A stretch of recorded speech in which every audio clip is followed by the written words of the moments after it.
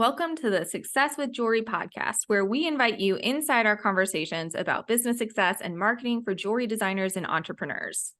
We're Laryssa and Liz, jewelry marketing experts with a combined 16 years of experience in jewelry marketing and proven track records in helping jewelry brands meet their goals.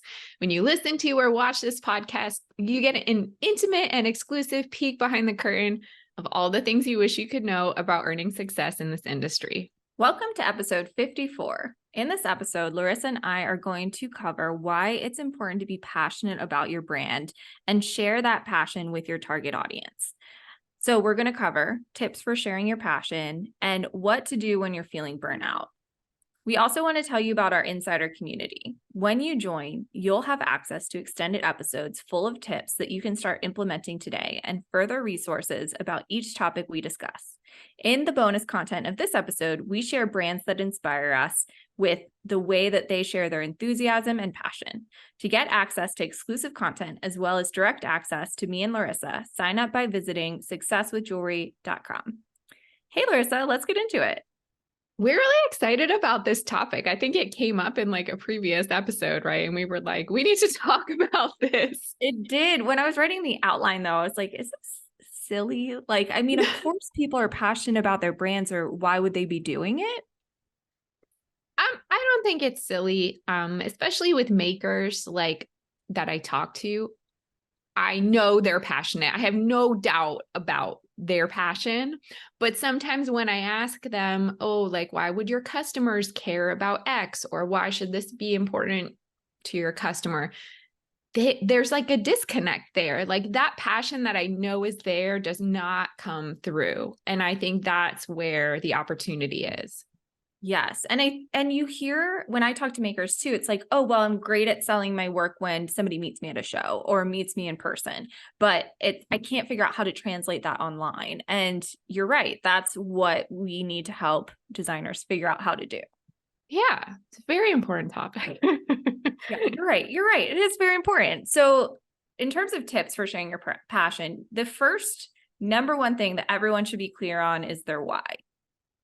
That is the hardest thing. It's so complicated because, again, with makers, sometimes the why for them is like, I just love doing this and I don't really know how to explain that or what else to say about that. This is just a thing that I do and this is me. And there's no real like explanation for it. And so that's really difficult for a lot of people. Right. And it's like answering the question of like, why did you create your business? And not only that, but like, what keeps you going when you want to quit? Like, what is like the core of everything that you're doing? And once you know that, it's so important to define it and write it down. Even if it changes, even if you tweak it later, make sure it's written down somewhere. Yeah. And I think the why also, of course, it's going to be like selfish in a way because it's you and your business and it's your reason, but you have to kind of find a narrative or a version of that narrative too that will connect with your audience, that they'll hear it and be like, oh my gosh, like I get it, or I'm moved by this. And that is also the difficult part for sure. Yeah. I think that that's really the challenging part, is like not making it just about you and making it about your audience also. Laryssa, do you know your why? It's easier said than done. I mean, I don't know. Actually, I don't think I communicate this enough, which is funny that you're asking me, but I think what motivates me to get up every morning and keep trudging away at what I do is like, it is very satisfying to help business owners like navigate this world of the marketplace, and that feels good, I guess, but not super cool. Yeah, I think it's so much easier to do for someone else's brand. Yeah, totally. And so you might be listening to this and be like, oh, well, I understand Laryssa's why, or I understand the whys of all of these other businesses, but I can't do my own or talk about my own. And I think that I'm really clear on my why. I am passionate about supporting independent designer jewelry designers. And so that's something I feel like I communicate, but it's hard when you're in it. It's hard when you're a solopreneur, because sometimes I'll look at my content and be like, okay, well, it's not clear. I don't know what you're doing here. Yeah, this is kind of random, but yesterday I was looking at Taylor Swift's Instagram And I'm not even like a Swiftie or whatever. I don't remember even how I got there, but I was like reading some of the captions because I was interested in like, how does she talk to like her fans? This was just interesting to me. And I don't even know about the 1989 thing. Like, was her music like not like the rights taken away from her or something? I I don't even know am a about that. Swiftie. I'm a Okay, so Swiftie. can you explain this really quick for me and then I'll comment on what I saw on her Yes, Instagram? definitely. I think so. I look at Taylor Swift's Instagram frequently too, because she does, I don't think she runs her own page, but obviously, I mean, she's somebody who's like really thoughtful about everything she puts out there. So I'm sure she approves the copy and all of that. But I think she's really smart about how she talks to her audience because it feels very authentic and it feels like she's talking to individuals. But what happened with the music is that she recorded it with Scooter Braun, and he has the rights to it. So she is re-recording everything so that she can now own her own music. Okay. So I kind of thought it was something like that, but I didn't know the details. So what I noticed that I could see through it a little bit because I'm a marketer or whatever, but it was like empowering the fans and congratulating them and saying like, you guys helped me achieve my dream of like making this music for you in the most authentic way possible. And I think that's kind of like a successful why, because she's not only saying I do this because like I love connecting with you guys, with sharing like my authentic music and my voice, but there's like this extra layer of it that like now you guys are on this journey with me and we're all in it together. And that is like the ultimate why. I've seen Taylor Swift in concert once. It was the 1989 tour, and I'm actually quite excited for the 1989 album, the re-release, the Taylor's version. But she makes you feel, even though it's a massive stadium, she makes you feel that she is performing just for you. Like she has this way with her fans that she like brings everyone in. So that's a really interesting thing to notice about her, because she is so, or I think it's authentic, but who knows? But she really does believe that the fans got her where she is. And Yeah, I think it is authentic, but I think it's also been like someone's coached her into making it like, let's kind of package this in a way so that it is authentic, but it's like we're gonna make this clear. can you imagine the amount of marketing dollars she has to spend? Oh I my mean, it's goodness. wild. I wish. But it's such an interesting thing. Like if you are curious about a why, like just look at her talking on Instagram. Definitely. Or any brand that you love. I think that it's such a good practice to look at brands that you love or brands that you purchase from and keep coming back to, and think about why you purchased from them, and then look at their marketing closely and be like, what are they telling me? What's coming through here? Definitely. So sorry, we went on a tangent. I'm always down for a Taylor Swift tangent. I was actually at the coffee shop this morning talking to the barista about Travis and Taylor. If anybody has any thoughts, feel free to send them my way. Yeah. Anyway, so some questions you want to ask yourself, I think that can help you get to the point of like understanding where your passion is, how you want to communicate it, is first off, what inspires you? So a lot of times I get pushback from designers like, okay, well, I want to share my story and my passion, but I don't want to share my personal life. And I think that a great way to like really invite people into your world without sharing like what you're eating for dinner and stuff like that is like, what inspires you? I think that's really exciting for people. I think that's something they can connect to. Also, sharing your process is a great way to like show transparency, but also like if you're a maker or even if you're a designer and you're choosing stones or sketching, like sharing those parts of the process, and share what your favorite part is and share your passion behind what you're actually doing. Yeah. And I think it really helps in my experience because a lot of these makers are so close to it. Like they don't find themselves necessarily interesting or like, because it's just what they do every day. If you talk to someone who doesn't see what you do every day and they are good at like asking questions and they're curious, that person can open up like a world of interesting things for you that you didn't even think about. Yes. And like if you love gemstones, like educating the consumer and like sharing like what's special about the stones is a really cool thing to do. You're like bringing them into your world, which is great. And another thing that I think that not enough designers share is like how your designs are actually meant to be worn. Like how did you intend them to be worn, and sharing that passion for actually wearing the jewelry.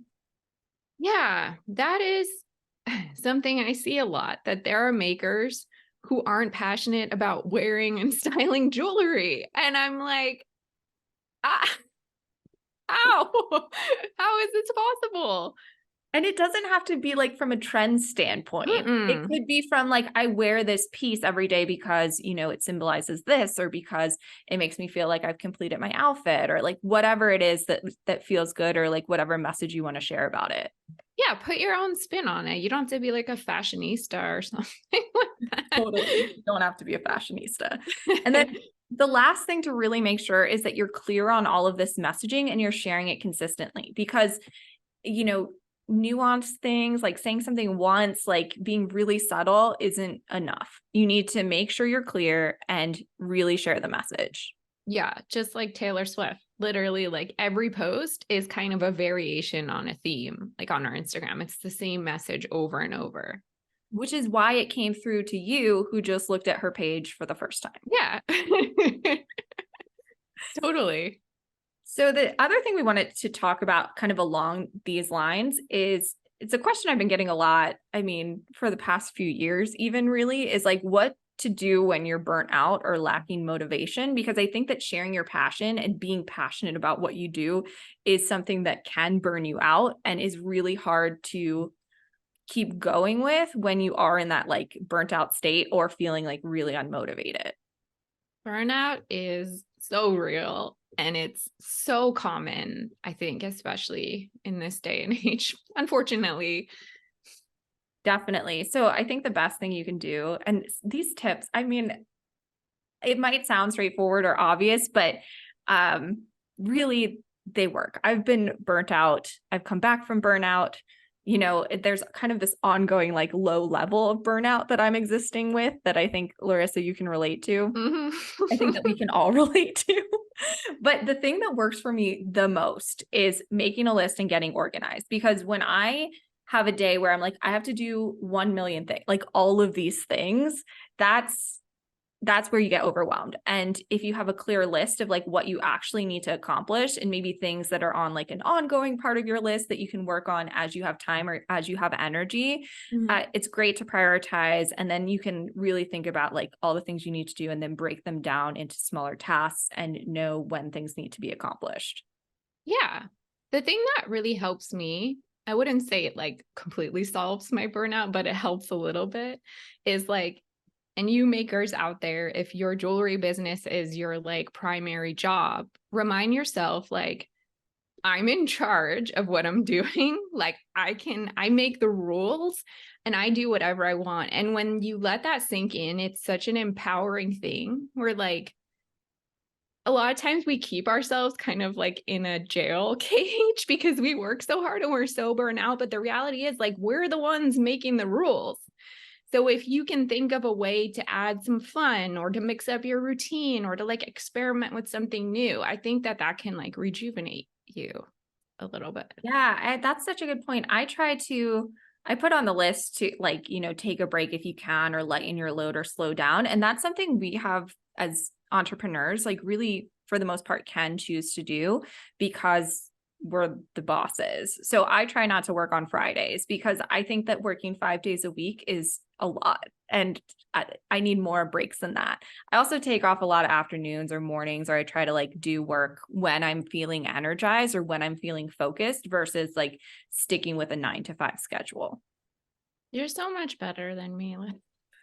I I was forced into it because I have a kid, and I have mom friends who are stay at home, and we go to the playground and stuff like that. And they obviously can go during like 9 to 5 hours and stuff like that. So I made myself flexible because of that. I should have been doing it when I was working without a kid, because I think it would have made me much more productive. That sounds good. You can do it. You're the boss, Laryssa. I know I'm the boss. I always tell myself I'm gonna like do like at least half day Fridays, and then something always happens and I can't do it. I like having Friday blocked off too, because if there is a meeting I need to take that I can't fit in earlier in the week, then I could do it on Friday. So it's nice Mhm. to have that too. Yeah. All right. I'm gonna aspire to that. Okay. I have faith in you. And it doesn't just have to be in the summer. Like it doesn't have to just be a Yeah. summer Friday thing. I think everybody deserves a 3-day weekend every week.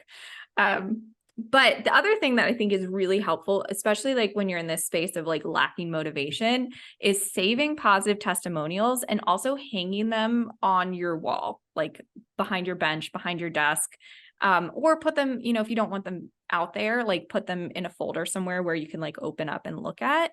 I think that that's really, really helpful because sometimes you forget your why or like why you're doing things or like does anybody even care what I'm doing, but then you read those like great emails or testimonials you've gotten from people and you're like, oh right, this is why I'm doing it. Yeah. And celebrate the small wins too. Like if you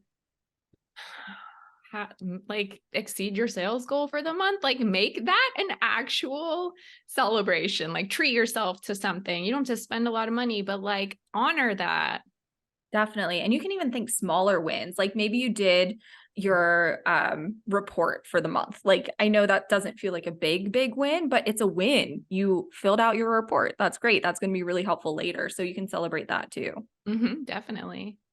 Also, I think another thing, the last thing I'll say is that you want to follow or get to know small businesses locally or online. I think there's a lot of great opportunities with the internet to connect with other people. Follow those small businesses, connect with them, and build a community because leaning on that is so helpful. We're all like kind of in our own offices and benches and worlds and studios, and a lot of us don't have co-working spaces or go into an office. And I think that can be like really lonely and you get stuck in like a certain mindset. So having people you can lean on, I think is super helpful. Good point. So in the bonus episode, we're going to keep talking. If you're an insider, we're going to share brands that share their passion really well, and brands that inspire us. So we'll be sharing that for insiders. Do you struggle with sharing your passion and enthusiasm? Let us know. Again, you can visit successwithjewelry.com to sign up for the extended episode as well as exclusive content. Thank you so much for listening.